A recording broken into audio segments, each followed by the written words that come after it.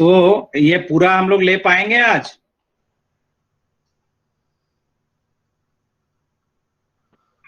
आपका वीडियो नहीं आ रहा है। ओ,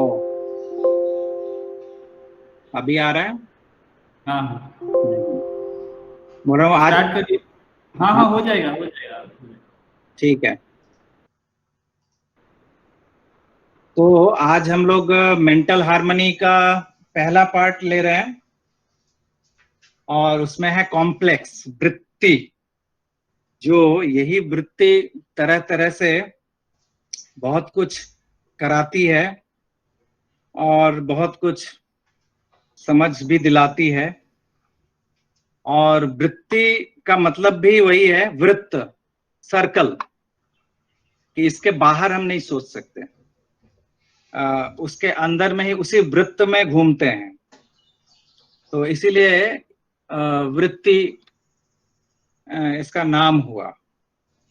तो वृत्ति का निर्माण एक्चुअली कैसे होता है? तो चित्त वृत्ति कहते हैं, चित्त। तो इसीलिए चित्त वृत्ति इसीलिए कहते हैं कि चित्त मतलब माइंड। तो माइंड ही, मन जो है, चित्त जो है, वो मूल है। अगर हम वृत्ति की बात करें तो मन जहां लगा तो अच्छा भी हो सकता है, बुरा भी हो सकता है, हमारी सोच कुछ भी हो सकती है। तो ये जो मन लगता है, तो अगर हम मन को हटा के रखें तो क्या कॉम्प्लेक्स का निर्माण नहीं होगा, या ये क्या संभव है? तो एक चीज, एक श्लोक है गीता का, ये वाला, कर्मेंद्रियाणि संयम्य य आस्ते मनसा स्मरण इंद्रियार्थान विमूढ़ात्मा मिथ्याचारः स उच्यते। दैट मीन्स कि हम लोग अपने द ऑर्गन्स ऑफ सेंसेस जो हैं, सेंस ऑर्गन्स जो हैं, तो अगर हम उस सेंस ऑर्गन्स को अगर हम अलग रखते हैं, मेंटली जो उस ऑब्जेक्ट पे है उसको अगर हम अलग अलग रहते हैं, तो उससे क्या हम उस भाव से क्या हम खुद को अलग रख सकते हैं? अगर ऐसा कोई कहता है तो एक्चुअली वो हिपोक्रेट है, मिथ्याचार करता है। तो ये भी एक बात है। तो हम मन को कितना भी हटा लें हम उसको, लेकिन वो भाव को से हम कैसे हटेंगे? कल शायद इसी पर वो चर्चा हुई थी कि मन में जब आ रहा है तो हम उससे कैसे मुक्त हो? तो हम मुक्त नहीं होते हैं, भाव तो रहता ही है, आ ही जाता है। फिर ये नेक्स्ट वाली है कि श्लोक है, न ही कश्चित क्षणमपि जातु तिष्ठत्य कर्म कृत कार्यते ह्यवस कर्म सर्व प्रकृति जैर्गुण है। तो कोई भी व्यक्ति ये इनएक्टिव नहीं रह सकता, कोई ना कोई। हाँ, इवन फॉर ए मोमेंट, एक क्षण के लिए भी कोई इनएक्टिव नहीं रह सकता। तो एवरीवन हेल्पलेसली वो कर्म में उसका जो जन्मगत जो प्रकृति है, वो जन्मगत प्रकृति ही उसको बाध्य करती है कर्म में जाने के लिए। एक इस विषय पे एक बात मैं कर लूं चर्चा, कि हम जैसे करते हैं ना, जो फ्री विल की बात करते हैं, कि हमारा इच्छा शक्ति है, हम इच्छा शक्ति से हम कर्म को करते हैं। तो इस विषय पे एक मैक्स प्लैंक इंस्टीट्यूट जर्मनी, जो कि ब्रेन, मस्तिष्क, ह्यूमन ब्रेन पे वो लोग रिसर्च कर रहे थे, तो उन पर उन्होंने माने actually functioning of human brain, इस पे उनका वो रिसर्च होता है उस मैक्स प्लैंक इंस्टीट्यूट में। तो उन्होंने ये फ्री विल एक्चुअली एग्जिस्ट करता है या नहीं, इस पे एक बड़ा सा एक क्वेश्चन मार्क उन्होंने ला दिया था। और वो वहां के रिसर्चर्स जो थे, उनका कहना था कि ये actually nothing but an illusion, ये एक इल्यूजन है कि हम फ्री विल, हम कहते हैं कि हमारी इच्छा शक्ति से हम करते हैं, लेकिन एक्चुअली ये इल्यूजन है। और बहुत सारे एक्सपेरिमेंट्स हुए हैं, तो एक्सपेरिमेंट्स पे उन्होंने कहा कि हम ह्यूमन नेचर जब कोई काम करता है तो एक्चुअली उस काम करने से पहले उसका ब्रेन वो काम कर चुका होता है। एक्टिविटीज में जो आता है तो वो एक्चुअली उससे पहले ही बहुत कुछ वो कार्य हो चुका होता है। तो ये तो अगर ये प्रमाणित, पता नहीं अब कहाँ तक वो रिसर्च बढ़ा या कुछ भी, तो श्री कृष्ण की बात जो गीता में अर्जुन को कहते हैं, तो वही बात आ जा रही है फिर से कि भागवत गीता में कहते हैं ना, the supreme dwells in the heart of all beings revolving them all by his mysterious power maya. तो वो सुप्रीम बीइंग सबके अंदर में, वही सबको परिचालित कर रहे हैं। तो आदमी, तो ये एक बात आती है, लेकिन ये परिचालना जो है ये किस तरह से होता है? तो दो तरह से हम सोच सकते हैं इस परिचालना को। एक लाइक पपेट, कठपुतली। तो कठपुतली को जिस तरह से मैकेनिकली जो परिचालित करते हैं, तो ह्यूमन भी क्या, मनुष्य जाति भी, मनुष्य भी कि मानव भी क्या, मानव भी उसी तरह से परिचालित होता है क्या, लाइक पपेट? तो इस पर गीता में ही श्री कृष्ण का है कि everywhere in all the material universe the dispositions of nature, that is gunas of prakriti, ये जो प्रकृति है, perform all works but decided by egoism man thinks I am the doer, मैं ही करता हूं। तो प्रकृति, ह्यूमन प्रकृति, नेचर, तो वही नेचर जो है एक्चुअली, इसको हम बहुत तरह का नाम दे सकते हैं, इंस्टिंक्ट कह सकते हैं, संस्कार कह सकते हैं। तो पूर्व जन्मों का हमारा जो, या पूर्व जितने सारे जन्मों के द्वारा जो संगठित होता है हमारा संस्कार, वही संस्कार एक्चुअली मुझे गाइड करता है। हम आज जो मैं बोल रहा हूँ, या और जिन लोगों का भी जो भी अभिव्यक्ति है, ये सब कुछ वही संस्कार जो है पूर्व जन्मों का, वो संस्कार ही एक्चुअली गाइड करता है या सोचने पर बाध्य करता है कि इस तरह से वो सोचे। तो ये एक है, एक इस पे कह सकते हैं।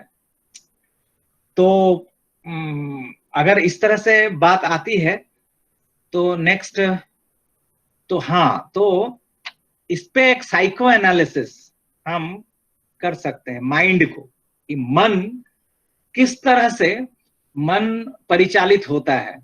अगर संस्कार है, अगर पूर्व जन्म का प्रारब्ध कर्मों का भी वो असर है, तो फिर भी तथापि इस लाइफ में मन किस तरह से परिचालित होता है। तो इसको अगर हम थोड़ा सा हम अगर एनालिसिस करें, सोचें, तो मन प्रभावित होता है किन किन चीजों पर? तो मूलतः 5 कैटेगराइज कर सकते हैं हम इन 5 थिंग्स पे, जो मन इसके द्वारा प्रभावित होता है, जो रेगुलेटर्स हैं, नियामक तत्व अगर कह सकते हैं मन का। तो पहला है ऑब्जेक्ट्स ऑफ द वर्ल्ड, जो जड़ वस्तु हैं हमारे आसपास, हमारे संसार में जिन पर हमारी नजर पड़ती है, ध्यान पड़ता है, उन सब वस्तुओं से भी हमारा मन प्रभावित होता है, जिसको भी हम देखते हैं। दूसरा है संगति, जो सामाजिक हो सकता है, पीपुल्स, किसी व्यक्ति विशेष का संग हो सकता है, वो भी प्रभावित करता है हमारे मन को। हम उस अनुसार सोचना शुरू कर देते हैं, हम उसी अनुसार, जैसे कंपनी में रहते हैं, जिस तरह से हम रहते हैं, जिस सोशल सामाजिक परिवेष्टन में जो रहते हैं, वो भी हमें प्रभावित करते हैं। तीसरा है physical state, formation and activities, जो हमारा शारीरिक संरचना, तो शारीरिक अवस्था, उसका गठन और जिस कर्म में हम इन्वॉल्व होते हैं, ये भी हमारे मन को प्रभावित करता है इस तरह से। और चौथा है कॉन्शियस थॉट ऑफ माइंड, जो हम अपने मन के चेतन अवस्था में जो मन सोचता है, फिर वो एक थॉट है, वो मन का रहता है, जो हम सोचते हैं इस तरह से, अभी हम जो कर्म कर रहे हैं या अभी मैं जैसे बोल रहा हूं, तो ये एक चेतनता है, चैतन्य अवस्था में है। और जागृत, जिसको कॉन्शियस माइंड हम कह सकते हैं एक तरह से। और 5वां है अनकंसीव्ड स्ट्रीम ऑफ माइंड, असंवित चित्त धारा जिसको कहते हैं। तो जिसके बारे में हमें पता नहीं होता। तो बहुत कुछ हमारे मन के साथ ऐसा भी चलता है जो पता नहीं रहता है कैसे। तो पहला जो है ऑब्जेक्ट्स ऑफ द वर्ल्ड, तो जो भी हम आगे सामने देखते हैं, हवा चलती है, जैसे अभी साइक्लोन आया, ये हमें दिखता है, बिजली गिरती है, ये सब हमारे मन को तरह तरह से प्रभावित करता है। ऋतुओं का परिवर्तन होता है, ये सब जागतिक जो है। और मनुष्य का वो साधु संग में मन ईश्वरमुखी होता है, विषयी का संग करने से मनुष्य विषयमुखी होता है। तो जिस सामाजिक परिवेष्टन में रहते हैं वो भी हमें प्रभावित करता है। इस तरह से बहुत सारी बातें हैं। शारीरिक अवस्था के कारण भी मन प्रभावित होता है। जब हम अच्छे शारीरिक अवस्था में रहते हैं उस समय एक तरह का भाव, जब शरीर मन अच्छा नहीं, शरीर शारीरिक अवस्था अच्छी नहीं रहती है उस समय विक्षिप्ता अवस्था में भी मन उस तरह से प्रभावित होता है, वो है। और एक चैतन्यता अवस्था में जो हम जिस कर्म पर हमारा अधिकार है हम जानते हैं उसको करते हैं। और बहुत कुछ ऐसा आता है जो कि जिस पर हमारा कोई धारणा नहीं रहती। बहुत सारे कुछ हमारे जीवन में ऐसा होता है जो कि बाद में हम कहते हैं कि अरे अचानक ये कैसे हो गया, ऐसा तो मैंने नहीं सोचा था, ऐसा तो मैं ये कर बैठा। तो ये जो असंवित, जो कि हम इसको कंसीव हमने नहीं किया लेकिन ये घटित हुआ, तो इसको भी कहा जाता है कि ये भी एक्चुअली ये हमारे द्वारा ही एक्चुअली किया हुआ है। हम सोचते हैं कि ये हम इस पर मेरा कोई वश नहीं है, लेकिन वो हमारा ही है, हमारे चित्त का ही, हमारे माइंड का ही वो प्रतिफलन होता है उस पे। तो एक छोटा सा एक ग्राफिक्स हम देख सकते हैं कि मन किस तरह से वर्क करता है। तो परसेप्चुअल सेंसेस हैं जो कि पंचेंद्रियां हम कह सकते हैं। तो आंख, कान, नाक, त्वचा और ये सब, तो ये पंचेंद्रियों के द्वारा हम 5 चीज जैसे दर्शन, दृष्टि, साउंड, शब्द, सुगंध, घ्राण और स्किन टच से हम किसी फॉर्मेशन वस्तु को देखते हैं, और जीभ से टेस्ट लेते हैं। टंग होना चाहिए यहाँ पे, ईयर्स लिखा हुआ है, जो भी है ये गलत हुआ है। तो इस तरह से है। और फिर है सेंसेस ऑफ एक्टिविटीज, जो हम कर्मेंद्रियां जो होती हैं, हमारे कर्म करने का, हाथ, पांव, गला से हम बोलते हैं, जेनिटल से रिप्रोडक्शन, जननेंद्रिय, और एनस माने एक्सक्रीशन, जो इवैक्यूएशन होता है हमारे शरीर से। ये सब मुख्य पार्ट है। और ये सब जो परसेप्चुअल सेंसेस हैं और सेंसेस ऑफ एक्टिविटीज जो हैं, ये हमारे मन को प्रभावित करते हैं। और ये मन को जब प्रभावित करते हैं, इसी के द्वारा मेरा मन संगठित होता है, मन चाहता है, और इसी मन में डिजायर तब पैदा होता है, इच्छाएं आती हैं। और इच्छा के द्वारा, यही मन में की जो इच्छा है, इसी इच्छा के द्वारा बहुत कुछ होता है। जैसे एवर्सन होता है, हैप्पीनेस आ सकता है, अनहैप्पीनेस आता है, इंट्यूशंस ये भी होता है, चैतन्य ये भी वही मन धीरे धीरे धीरे धीरे प्रैक्टिसेस, हम जिस चाहत में हम इन्वॉल्व होते हैं वो भी फिर उस तरह से चेतना भी हमारी जागृत होती है। तो ये सब कुछ माइंड का ही ये चल रहा है। तो अल्टीमेटली देखा जाता है कि मन जो चाहता है तो उससे दो चीजें होती हैं। एक है डिजायर फुलफिल्ड और दूसरा है डिजायर अनफुलफिल्ड। तो जो मेरा मन जो चाहा वो या तो पूरा हुआ या पूरा नहीं हुआ, ये दोनों अवस्था होती है। और आगे बढ़ाना इसको, तो इच्छाएं पूर्ति होती हैं तो आनंद, खुशी होती है। इच्छाएं अगर पूर्ति नहीं हुई तो निरानंद होता है, दुख होता है, कष्ट होता है।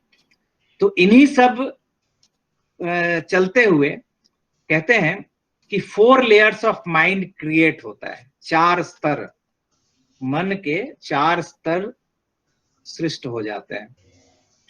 तो पहला है, इस पे एक वैज्ञानिक थे सिगमंड फ्रॉयड, तो सिगमंड फ्रॉइड का ही ये थ्योरी है। तो जो 4 स्तर मन के होते हैं, उसके पहला है कॉन्शियस माइंड, जो जिसको हम कह सकते हैं कि चेतन मन। हम लाइक इसको एक उदाहरण के द्वारा वो कहते हैं कि एक जहाज रात के अंधेरे में, एक स्टीमर जो वाटरवेज पे वो जा रहा है और उस पर सर्च लाइट लगा हुआ है, और तो उस सर्च लाइट को अगर हम एक किनारे की तरफ अगर हम डालते हैं तो वहां पे वो जहाज चला जा रहा है, सर्च लाइट के प्रकाश के सम्मुख में जो नदी एवं प्रांतर जो उद्भासित हो उठता है, तो वो कुछ अंश जो उज्जवल प्रकाश में स्पष्ट हम देख पाते हैं। तो एक्चुअली वो हमने देखा, तो ये कॉन्शियस वो हम देख पा रहे हैं। और उसी के बगल में अंधेरा बहुत कुछ है जो हमें दिख नहीं रहा है, लेकिन अगर हम चाहें तो हम उस पर अगर प्रकाश ऐसे ले जाएं तो फिर वो भी हमारे सामने प्रकाशित हो जाता है। That is called subconscious mind का जो लेयर है, कि वो है हमारे मन में है पर अभी चैतन्य में नहीं है, अभी जागृत नहीं है, लेकिन अगर हम चाहें तो हम उसको जागृत कर सकते हैं। तो ये सेकंड लेयर है। पहला तो है कॉन्शियस माइंड में हम अभी वर्तमान में उपस्थित होकर हम जो कर रहे हैं, जो कर्म कर रहे हैं, ये चैतन्य मन है। और उपचेतन सब कॉन्शियस, ये उपचेतन मन जो है वो है कि मेरे स्मरण में है, स्मृति में है, अगर हम चाहें तो हम उसको जागृत कर सकते हैं इच्छा करने पर।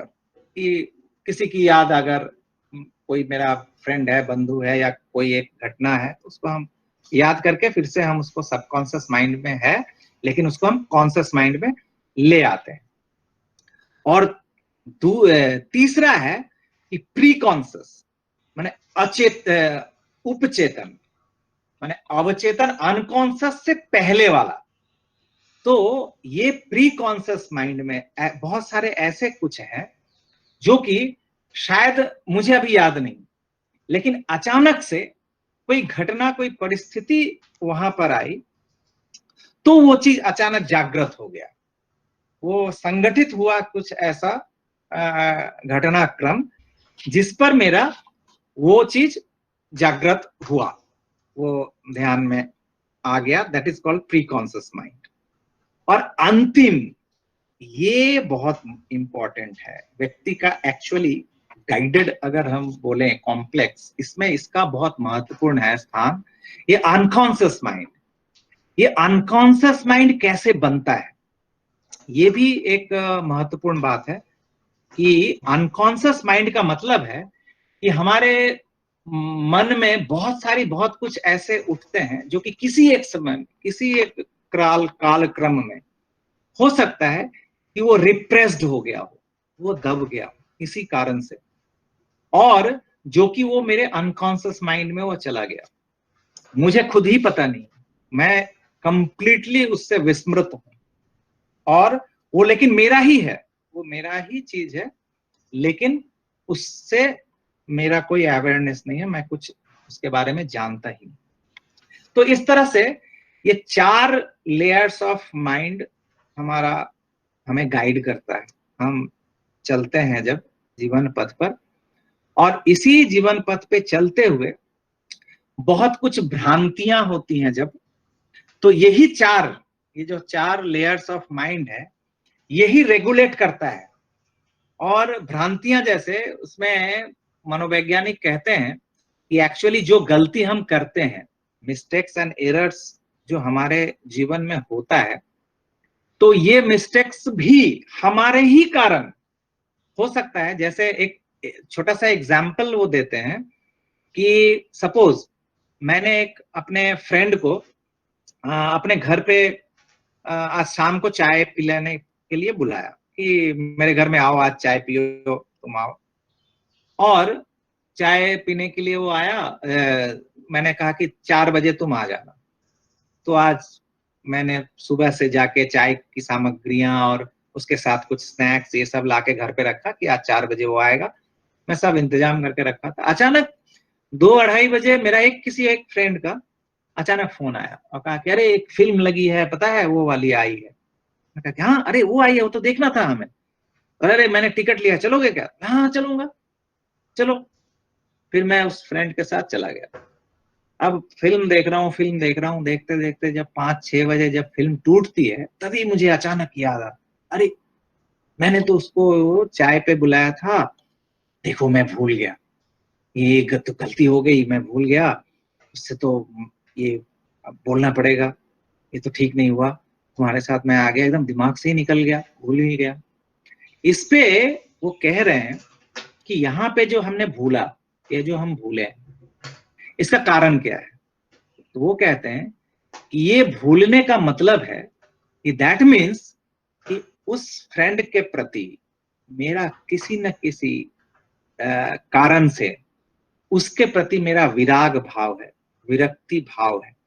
हो सकता है इस विरक्ति भाव का, वही मैंने कहा ना, जो 4 लेयर ऑफ माइंड जो है, वो अनकॉन्शियस माइंड में किसी एक समय में किसी एक कारण से, या हो सकता है पारिवेशिक कोई एक ऐसी परिस्थिति बनी है जिस परिस्थिति के कारण हो सकता है कि उसके प्रति वो विरक्ति ही आज न चाहते हुए भी, मैं नहीं चाहता था कि उसको मैं बुलाऊं और इस तरह से वो वापस चला जाए या उसको अपमानित करूं या उसको कष्ट पहुंचाऊं, मैं नहीं चाहता था, लेकिन मेरे द्वारा हो गया।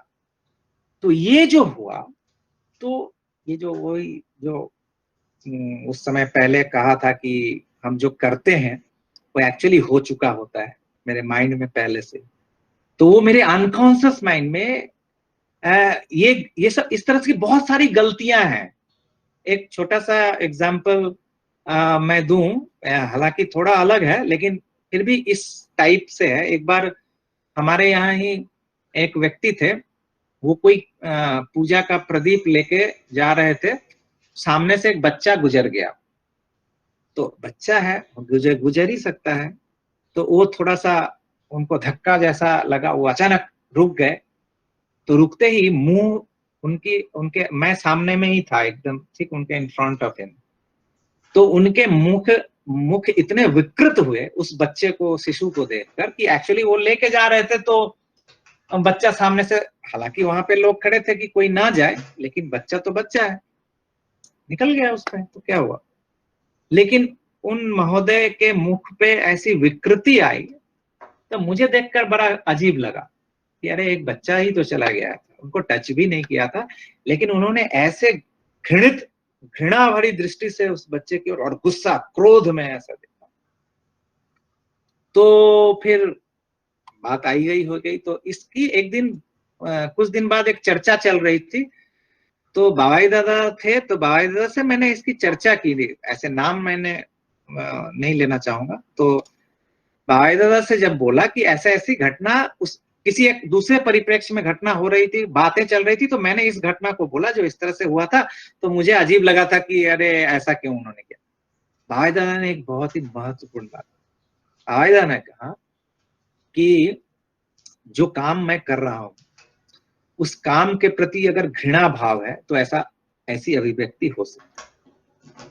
तो ये भी एक ह्यूमन साइकोलॉजी है कि हम जिस काम को हम कर रहे हैं उस काम में अगर मेरा अनुरक्ति नहीं है, अगर उसमें भक्ति नहीं है, उसमें स्नेह नहीं है, तो हम विक्षिप्त होते हैं, डिस्टरबेंस आता है।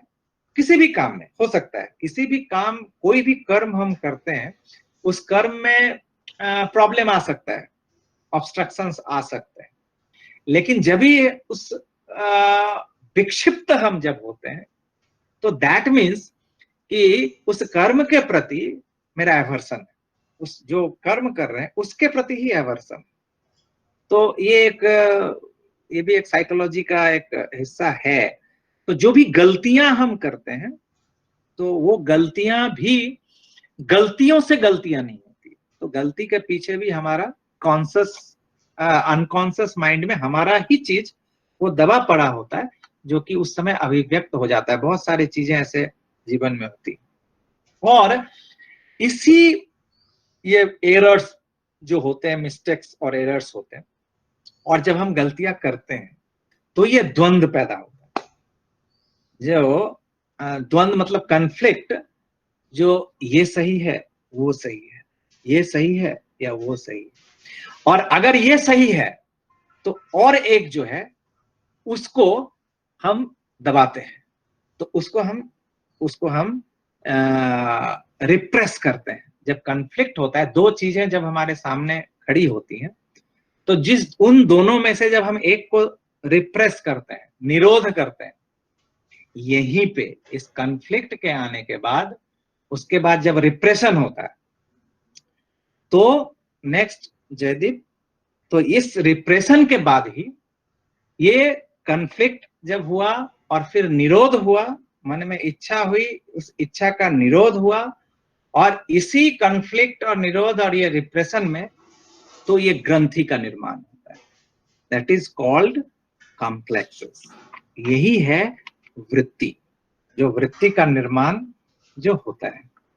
तो अल्टीमेटली वृत्तियां भी बहुत तरह की होती है, तो इसकी चर्चा हम लोग करेंगे नेक्स्ट सेशन। आगामी काल हम ठाकुर जी ने वृत्तियों को किस तरह से, कौन कौन सी वृत्तियां हमारे जीवन में किस तरह से एक्ट करती हैं, किस तरह से कौन कौन सी वृत्तियों के द्वारा हम एक्चुअली हम ये करते हैं, विभिन्न तरह से बिहेव करते हैं। हम कोई भी चीज पर हम जैसे रेस्पॉन्ड करते हैं या हम रिएक्ट करते हैं, क्यों करते हैं, कौन सी चीज क्यों बोलते हैं, इन सबों के पीछे का जो कॉम्प्लेक्सेस जो किस तरह से काम करती है, उस पे ठाकुर जी का अद्भुत अद्भुत कुछ वाणियां हैं। उस वाणी को हम लोग नेक्स्ट इसमें लेंगे।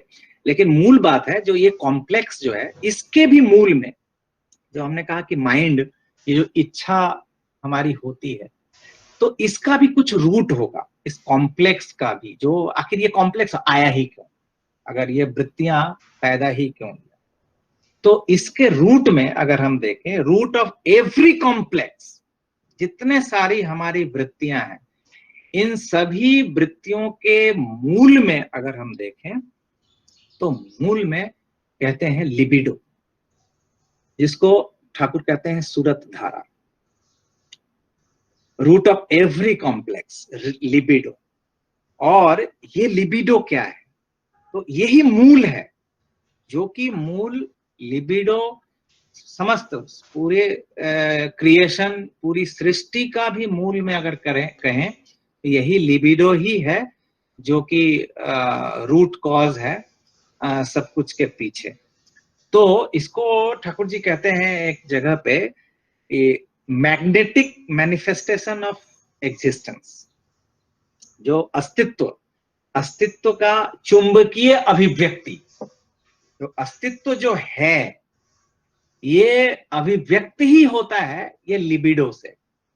और मनुष्य में एक्चुअली, मनुष्य में एक जो आदिम आसक्ति इसको कह सकते हैं, जिस आसक्ति के कारण ही हर व्यक्ति कुछ न कुछ पकड़ के रखना चाहता है। और ये आसक्ति के द्वारा ही, मतलब एक चींटी से लेकर इतना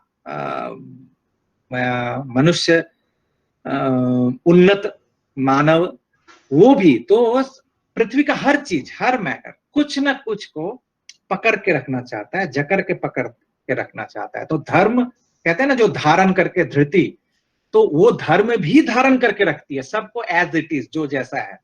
उसी तरह से मैं जब हूं, तो मैं भी कोई ना कोई चीज को मैं भी जकड़ के पकड़ना चाहता हूं। तो ये जो मेरी इच्छा है, ये जो मन में जो आसक्ति है, इसके मूल में वही लिबिडो है। और ये आसक्ति के द्वारा ही जब हम कोई चीज को हम जब जकड़ के पकड़ना चाहते हैं, तो हम उसके अस्तित्व के संबंध में हम सजग होते हैं। जब भी हम किसी को, क्योंकि हम एकाकार अगर रहेंगे तो हम उसको पकड़ना नहीं चाहेंगे। तो जब भी मेरे में अंदर में वो लिबिडो है कि हम उसको पकड़ना चाहते हैं, तो उसके अस्तित्व का ख्याल हमारा जब आता है, तो उस अस्तित्व के कारण मैं अपने अस्तित्व के बारे में सजग होता हूं। तो अद्भुत है कि ये जो सूरत धारा है, ये जो लिबिडो है, ये एक्चुअली मुझे भी अपने संबंध में वाकिबहाल करता है। जो मैं खुद के बारे में भी कॉन्शियस होता हूं, मेरे एग्जिस्टेंस के बारे में भी मैं कॉन्शियस होता हूं, चेतना लाभ करता हूं कि मैं हूं। ये भी समझ में तब आता है जब मैं उस आसक्ति के द्वारा हम दूसरे को जब हम पकड़ना चाहते हैं। और यह सजग रहना दूसरे से स्वयं को अलग सोच पाने में सहायता करता है कि मैं वो नहीं हूं, सामने वाला जो है वो मैं नहीं हूं, मैं हूं। यही सूरत या ये लिबिडो जो है ये हमें सहायता करता है। और इसी कारण से है वह आसक्ति, ये आसक्ति भी इसी कारण से शायद ईश्वर ने हमें दिया है। कारण जिस किसी के साथ उसी आसक्ति के द्वारा जब हम युक्त होते हैं तो वो स्वयं को हम बोध करते हैं, तथा उस बोध के साथ साथ जिससे हम युक्त होते हैं उसको भी हम उपभोग करते हैं। तो ये दोनों वाइस वर्सा होता है। तो ये जो आसक्ति है, इसी आसक्ति के द्वारा हम सामने वाले वस्तु को, उसको हम बोध करते हैं, उसको हम सेंस कर पाते हैं, और उस सेंस के साथ साथ हम उसको एंजॉय, उसको हम उपभोग भी करना चाहते हैं।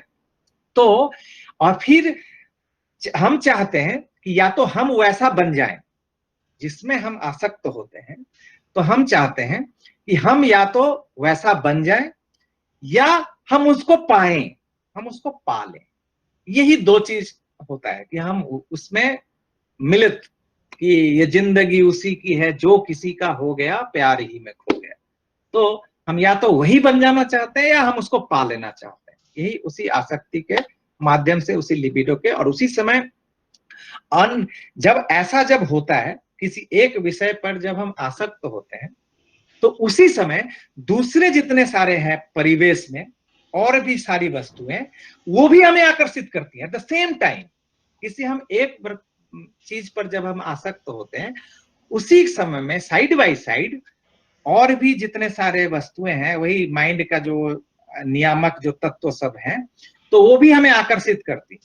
तो वो चाहती हैं कि इस आसक्ति से, जहां पर हम सूरत मतलब परफेक्टली एंगेज्ड, जहां या तो हो सकता है कि हम परफेक्टली एंगेज नहीं हुए हैं, दैट इज कॉल्ड वो माइंड।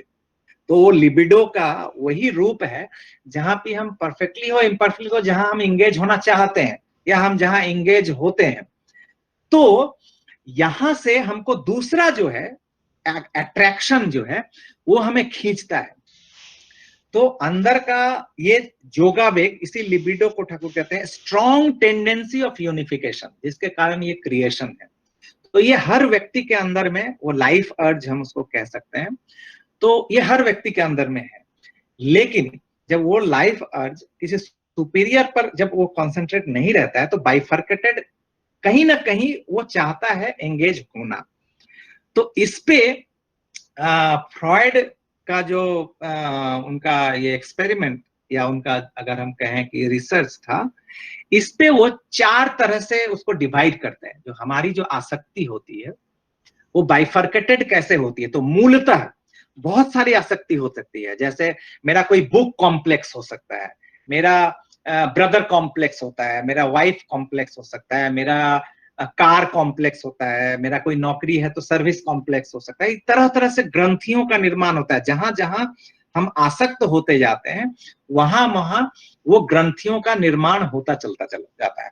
और इस तरह से हजारों लाखों करोड़ों ग्रंथियां, उस ग्रंथियों में हम जकड़े चले जाते हैं, और वो ग्रंथि का निर्माण होते होते एक एक घाव बनता चला जाता है, और यही पीड़ा देती है हमारे जीवन को। तो इसमें फ्रॉइड कहते हैं कि ये 4 तरह की ग्रंथियां मूलतः संसार में जितनी सारी ग्रंथियां हैं, जितने सारे कॉम्प्लेक्सेस हैं, उन सबों को ये 4 ग्रंथियों में बांटा जा सकता है मूलतः। जिसमें पहला है इडिपस कॉम्प्लेक्स। इसको इडिपस कॉम्प्लेक्स का मतलब है कि ग्रीक एक इडिपस एक था, एक राजा, जो कि एक्चुअली उसने क्या किया था कि अपने पिता की हत्या करके, पिता को उन्होंने हत्या कर दिया था, और उस हत्या करने के बाद उन्होंने शायद सौतेली माँ ऐसा कुछ थी जिसके साथ उसने शादी कर लिया था, विवाह कर लिया था। और उस विवाह करने के बाद फिर से उसके मन में बहुत सारा पश्चाताप, रिपेंटेंस होता है। ये रिपेंटेंस बहुत सारा होने के बाद उसने अपने दोनों आंखें निकाल ली थी, अंधा हो गया था, बहुत सारा कुछ वो कहानियां हैं। तो एडिपस लव जो है इस द ये एडिपस कॉम्प्लेक्स जो है, इस कहते हैं कि मनुष्य के जीवन में जन्म लेने के बाद पहला कॉम्प्लेक्स जो क्रिएट होता है Oedipus, that is love towards his mother. तो अपने माँ की एक बच्चा, एक शिशु जब जन्म लेता है तो एक्चुअली माँ के साथ वो एकात्म, खुद को एकात्म समझता है, अपना उससे अलग नहीं। वो माँ ही खुद को माँ के साथ ही समझता है। तो फिर फीडिंग होने लगता है, धीरे धीरे वो खुद को अलग थोड़ा सा समझते हुए भी वो माँ के साथ इस तरह से एकात्म रहता है कि वहां पर पिता भी उसको विलन नजर आता है। जब वो माँ का, जब ऐसा देखा गया, बहुत सारे एक्सपेरिमेंट ऐसे हुए हैं कि देखा गया है कि वो संतान माँ का जब दुग्ध पान करता रहता है, उस वक्त अगर किसी क्रम में अगर पिता का एंट्री होता है, पिता आ जाते हैं, तो इज लाइक विलन, वो देखना नहीं चाहता है, वो मुंह घुमा लेता है। तो दैट मीन्स कि ये एकात्म बोध, वो जो आसक्ति है उस माँ के प्रति, यही, और उसमें कोई नहीं है, वो पूरी तरह से अपने संपूर्ण रूप से डेडिकेटेड है अपने माँ के प्रति, और आगे उसको कुछ दिखता नहीं है। This is called Oedipus complex. लेकिन वही बच्चा जब थोड़ा सा बड़ा होता है, थोड़ा सा जब धीरे धीरे दूध पान खत्म होता है, बाहर का खाना शुरू करता है, इधर उधर जब इन्वॉल्वमेंट होता है, तो यही बच्चे का ये कॉम्प्लेक्स फिर धीरे धीरे ये डायरेक्टेड दूसरी तरफ हो जाता है। तो उस समय क्या होता है, तो पहला आता है जब वो अपनी प्रतिच्छवि को देखता है, अपने को, खुद को जब देखता है, तो इसको कहते हैं कि नार्सिसस, जो अपने को, खुद के प्रति लव, खुद से प्यार करना।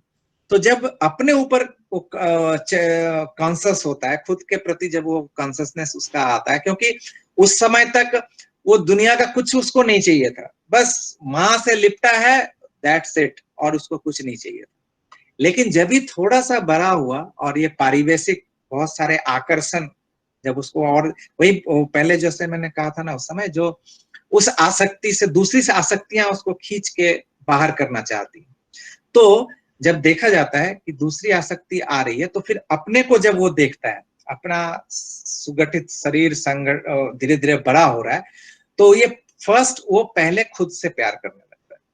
तो ये दूसरा ग्रंथि उसका निर्माण फिर शुरू हो जाता है, इसको कहते हैं नार्सिसस, जो कि अपने खुद से प्यार करना, ये एक ग्रंथि का निर्माण। फिर इसके बाद ये नार्सिसस कॉम्प्लेक्स के बाद जब और थोड़ा बड़ा होता है, तो ऐसा देखा गया है कि दूसरे के प्रति जब अपने से जब मन थोड़ा ये होता है, तो होता है कि लड़के जो होते हैं, जो मेल होते हैं, वो मेल अपने जैसा दूसरे स्पीसीज, और जो फीमेल होते हैं वो अपने जैसा दूसरे। तो लड़के लड़कों के साथ और लड़कियां लड़कियों के साथ अपने को एकात्म समझती हैं, और इसी को उन्होंने नाम दिया होमोसेक्सुअल कॉम्प्लेक्स। तो ऐसा देखा गया कि वो लड़के लड़के लोगों के साथ ज्यादा घुलते मिलते हैं, वो इस तरह से, ये भी एक तरह से धीरे धीरे कॉम्प्लेक्स का निर्माण हो रहा है। और फिर ये भी जब धीरे धीरे इसमें भी जब एकात्म बोध आ जाता है, जो हो गया, अब इस पे आगे जब हम बढ़ते हैं और थोड़े बड़े होते हैं, तो उसके बाद एक और कॉम्प्लेक्स आ जाता है कि जिसको कहते हैं कि हेटेरोसेक्सुअल कॉम्प्लेक्स, मतलब अपोजिट सेक्स के प्रति, जो अगर लड़के हैं तो लड़कियों के प्रति, लड़कियां हैं तो लड़कों के प्रति, ये हेटेरोसेक्सुअल कॉम्प्लेक्स ये फिर ग्रो करना शुरू होता है। तो ये मूलतः 4 कॉम्प्लेक्स जो है, इन्हीं कुछ दिनों में ये चारों कॉम्प्लेक्स व्यक्ति को, मतलब जिसको कहते हैं कि उसके दिमाग को इतने तरह से घुमाते हैं, वो रथ के वो 6 घोड़े की तरह, कि कभी ये खींचता, कभी वो खींचता, कभी वो खींचता, और फिर इसके बाद से और कॉम्प्लेक्स निर्माण होने लगते हैं। जब बच्चा होता है, बच्चे के प्रति चाइल्ड कॉम्प्लेक्स होता है, फिर अगर 4 भाई है तो उसमें से किसी एक के प्रति कुछ, किसी एक के प्रति कुछ, इस तरह से फिर, और दिन दुनिया इस तरह से millions of billions of complexes हमारे मन में, लेकिन मूल है वही लिबिडो, वही the strong tendency to unification जो है, वही इन सब कॉम्प्लेक्सेस को निर्माण करते चला जा रहा है। ये सब छोटे छोटे लिमिटेड जो अट्रैक्शन है, जो हम जिसपे हम इंक्लाइंड हो जाते हैं। इसीलिए लास्ट इसमें हम अंतिम, ये ठाकुर जी की एक वाणी है, इसके साथ ही समय भी हो गया, इसको समाप्त वाइंड अप करेंगे। ठाकुर जी की एक वाणी है, selfish expectations are the pebbles in the jar of existence which resist to fill it up with the wine of life. जो सेल्फिश, हमारा ये जो सेल्फिश एक्सपेक्टेशंस है, जितने सारे ये कॉम्प्लेक्सेस हैं, सब मेरा स्वार्थ के कारण है। तो ये कहते हैं कि सेल्फिश एक्सपेक्टेशंस जो है आर द पेबल्स, और द जार ऑफ एक्सिस्टेंस जो है उसमें पेबल्स ही भरे हुए हैं। और चूंकि पेबल्स भरे हुए हैं उसमें, तो इस कारण से वो वाइन ऑफ लाइफ, जीवन का जो अमृत होता है, एलिक्सर होता है, वो जीवन के अमृत उसमें आप भर ही नहीं सकते, क्योंकि वो पेबल्स से ही भरे पड़े। जब तक ये पेबल्स निकलेंगे नहीं, तो वाइन ऑफ लाइफ उसमें नहीं आ सकता। तो ऐसा है। तो ये सब जो अपना सीमित स्वार्थ से जो अट्रैक्शंस, ये सब जितने होते हैं छोटे छोटे, और ये कॉम्प्लेक्स वृत्ति का निर्माण करते हैं। इसी से वृत्तियों से हमारा जीवन काबू होता है। तो इतना ही भर आज के लिए, टाइम भी हो गया है। और नेक्स्ट सेशन में हम फिर ठाकुर कैसे कैसे वृत्तियों का किस तरह से खेल चलता है हमारे जीवन में, उन सब पर चर्चा करेंगे नेक्स्ट सेशन में।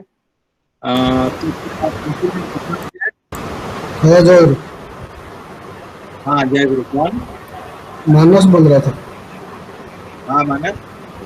ये जो conscious, subconscious, pre conscious and unconscious, इसका हिंदी आपने बताया चेतन, उपचेतन, अवचेतन, और एक क्या हो सकता है थोड़ा बता दीजिए। वो अनकॉन्शियस उसको हम कह सकते हैं, वो अवचेतन। अनकॉन्शियस जो है वो अवचेतन, सबकॉन्शियस जो है वो उपचेतन, कॉन्शियस जो है वो चेतन। फिर से कॉन्शियस जो है वो चेतन, अनकॉन्शियस मींस अचेतन हो सकता है, अचेतन, अवचेतन। तो कौन सा गैप रहेगा? एक कॉन्शियस था ना, पहला है चेतन कॉन्शियस, चेतन कॉन्शियस, सब कॉन्शियस वह है उपचेतन। उपचेतन, उपचेतन। और प्री कॉन्शियस मतलब हुआ प्राक चेतन। क्या वो वर्ड है? प्राक चेतन। हाँ। और लास्ट है अनकॉन्शियस अचेतन। ओके, अवचेतन। अवचेतन और अचेतन एक ही है क्या? शायद एक ही कह सकते। Okay okay okay. और ये चारों के ऊपर आप किसका थ्योरी बोले? कोई which theory it was? Sigmund Freud का है।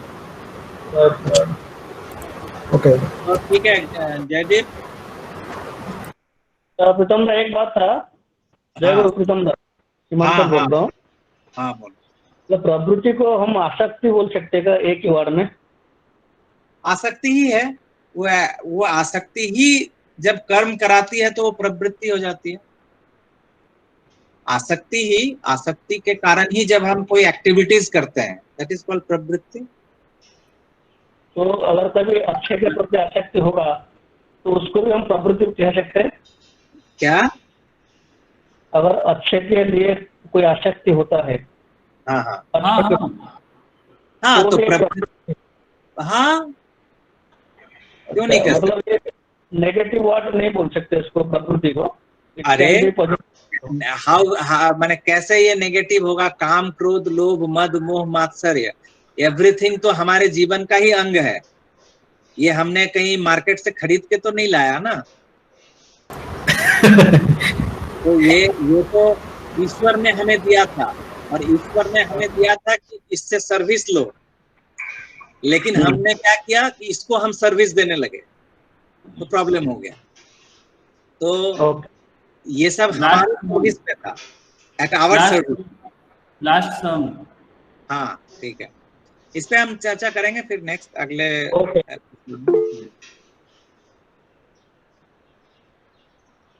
अनाउंस कर दीजिए, अनाउंस कौन? कीजिए। हाँ, कौन क्षिति- करेंगे?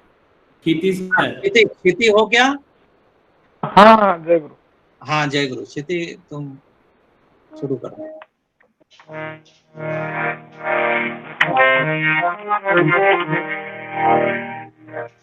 আমার চলন বলন কবে তোমার মনের মতো হবে, তোমার মনের মতো হবে।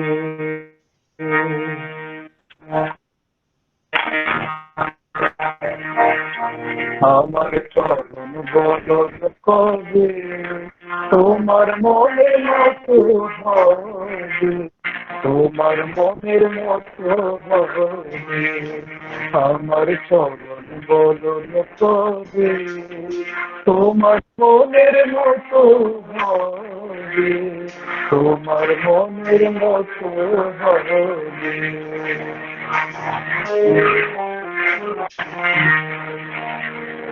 কবে তোমার লাগি চেতনা মার যোগী, কবে তোমার লাগি, কবে তোমার লাগি চেতনা মার যোগী, প্রেমে মাতাল হয়ে ভুবন দোলাবে, তবু ভুবন দোলাবে।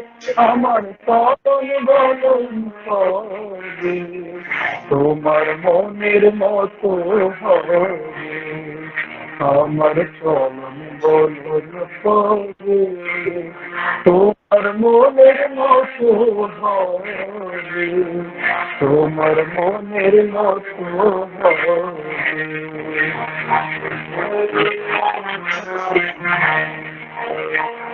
ও গো পুরাণ নিধি না হতে পারি যদি, ও গো পুরাণ নিধি, ও গো পুরাণ নিধি না হতে পারি যদি, চিররস তোমার ভবে, কি গতি হবে আমার তবে। আমার চরণ বলন কবে তোমার মনের মতো হবে, আমার চরণ বলন কবে তোমার মনের মতো হবে, তোমার মনের মতো হবে।